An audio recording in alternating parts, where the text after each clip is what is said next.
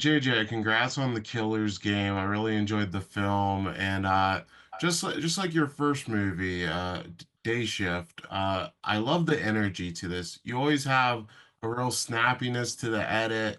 There's always a good vibe. They're just really fun watches. How's it kind of finding that tone both while filming and in the edit? Because I assume you have that in mind the entire time. Yeah, absolutely. When I was coming up, I was a big fan of movies like um, Fright Night, Big Trouble in Little China, Evil Dead, Lost Boys. So they're kind of action comedy horrors or action comedies or fun action movies. I think whenever you put those ingredients together, it makes for where you can have the upper hand on the audience all the time. I can always hit them with something else. So doing something that's fun and actiony, that look, man, the world's kind of a dark place right now. I don't need to add to that. I don't need to make any dark material. You can find enough of that on your own. I just want people to watch and enjoy and have a laugh. Yeah, that's so interesting you mentioned Evil Dead because I would have never compared these movies to that, but now that you mention it, like I can see that through line. That's really fun.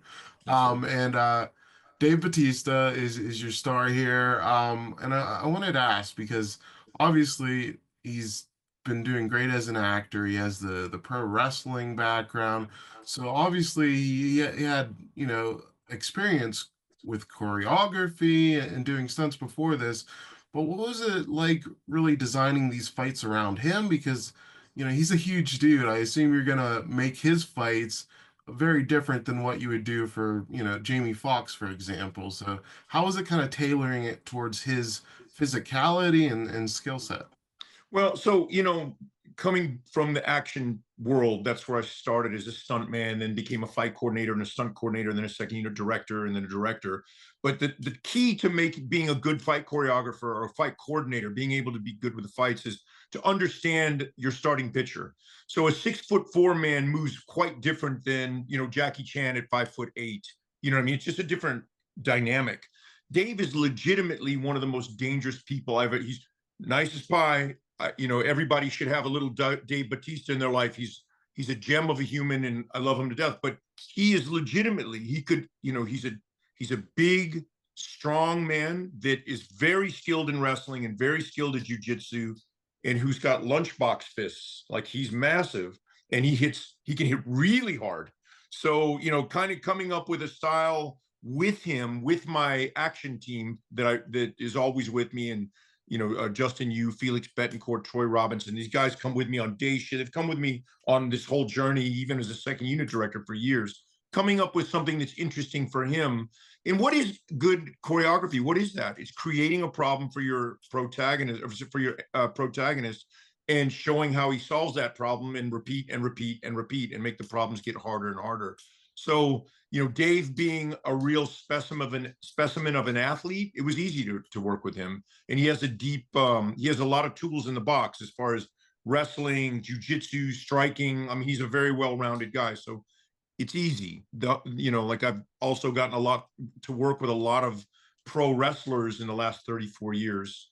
And he's one of the best ones physically. So I got for me, it was easy. Yeah, people forget about his, jiu-jitsu background and, he did an MMA fight. So like I think he had two or three he of them has some, actually, two or yeah. three fights. Yeah. And I love the stylish introductions to all the assassins in this film. How is it? Because it gets the personality across quick. You don't have time to be, doing 10-minute setups for all these characters. So what was the challenge and the joy of, having these quick, like minute-long scenes or less, of really getting these personalities across? Because you did a really good job with that. Thank you, brother. Well, when I got the movie, I got initially asked to stunt coordinate a movie about 10 years ago. Then I got asked to second unit direct it and stunt coordinate it about 4 years ago. And then they asked me if I wanted to direct it. So I jumped in. It was going to be set in London, but we had to make a few changes. We jumped in there with James Coyne, and that's where we added all those intros to the characters. So the mantra was it shouldn't be more than three camera moves, maybe three or four camera moves. They should stay sub 1 minute, but should be information and fun full. So like the Goyang crew was one of my favorite ones in the karaoke. I spent a lot of time in the karaoke when I was stationed in Korea. So for me, it was like, oh, this is going to be a lot of fun. And then Marco, and then the party girls, and all of the characters. For me, it was like make it different, make them a little seedy and trippy and cool, but give everyone their own style.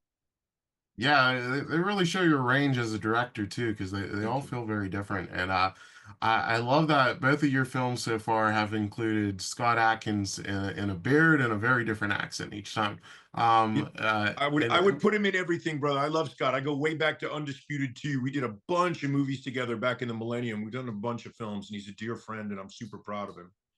what makes him so great? Because I've never seen a movie that he's in and it not be better for him, being in it. He always brings something great to it. No, he's a G. He's a gangster.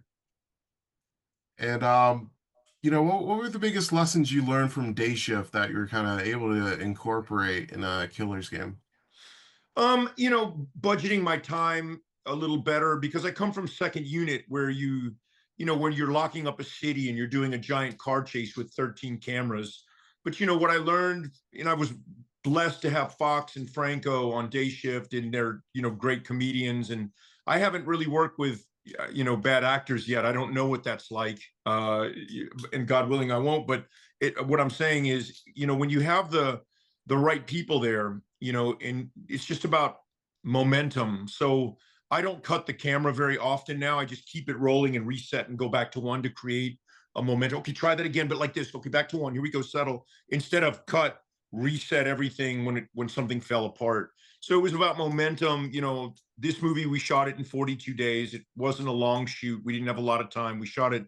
We had it was during the SAG strike, but we had a waiver, but it created a lot of challenges shooting in Budapest. We didn't have a ton of time to prep it, but in saying that, coming from second unit, I feel like I've learned the lesson of being a responsible action filmmaker, and I'm learning my lesson about being a good first unit, a responsible first unit director.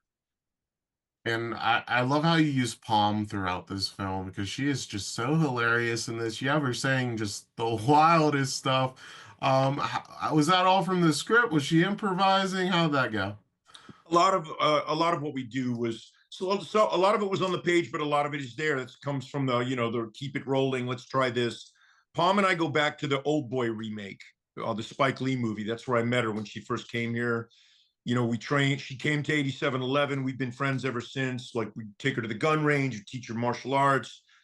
Palm can ride a wheelie on a motorcycle. She can trick ride on horses. She jumps out of planes. Like Palm is an action star waiting to happen also, and she's a dear friend. So like I was grateful that she came out and did this because I know she was neck deep on Mission Impossible. But I agree. I felt she brought a whole new thing, and I something about having Sofia is my lead is a French actress, and Palm is being a French actress. Something super exotic and cool about that to me that was a lot of fun. And her kind of having her way with Daniel Bernhardt was a lot of fun as well, even on set and on camera. So yeah, it was a lot improvised, and we had a lot of fun on set. Yeah, that chemistry between those two has led to some really fun scenes. And you worked with Dave again on Afterburn. Was that kind of just a no-brainer after Killer's Game? Yeah, man, we had a great time on Killer's Game, and they had mentioned that there was another film, another script, and I'd actually read Afterburn 12 years ago to coordinate it, and then about 6 years ago when Gerard Butler was going to do it with a Korean director that did The Villainous, I met the Korean director in K Town, and somehow it landed in my lap, and I was grateful. I kind of knew what to do, and I'm just wrapping that one up right now. Drop my director's cut, so I'm super excited about that. And like Dave, I'm telling you, if you don't have someone like Dave Bautista in your life, you need one. Such a generous, kind, intelligent. I can't say enough good things about him. He's amazing. Awesome. And my last question for you is the 10th anniversary of John Wick. I know you were in the stunts for that. What was kind of your big takeaway from that and just seeing Chad and David working on that with their stunt background as well? We kind of all started in the same freshman class. In '90, I got out here from the army, and I met Chad pretty soon, and Dave too, and I'm super proud of those guys. I think that the stunt community doesn't necessarily get the nod. It definitely doesn't get the nod for the amount of creativity. I mean, all the action movies you see when you're looking at the trailers, you know, that's all done by stunt coordinators, stunt men and women, and second unit directors. That's what gets people to go see the movies. Well, it's not the only thing, of course, but we have a big hand in that. So watching my two bros, my two classmates come up has made me super proud. And I wouldn't have been able to direct my first movie if it wasn't for Chad Stahelski. So I'm super grateful for him and them. And I'm super excited to see what they do next. And I think that the glass ceiling is about to break because there's a lot of stunt men and women out there that come from our background that can do this job, very efficiently. And I think that that's all, like, the way that visual effects directors were huge in the early millennium is the way that I think action directors are going to start coming out now. And I hope, and I Yeah, think it's well deserved. I'm super grateful to yeah. be here. I didn't expect any of it. So, thank you for, I'm grateful for my spot, but I'm super excited to see what comes next.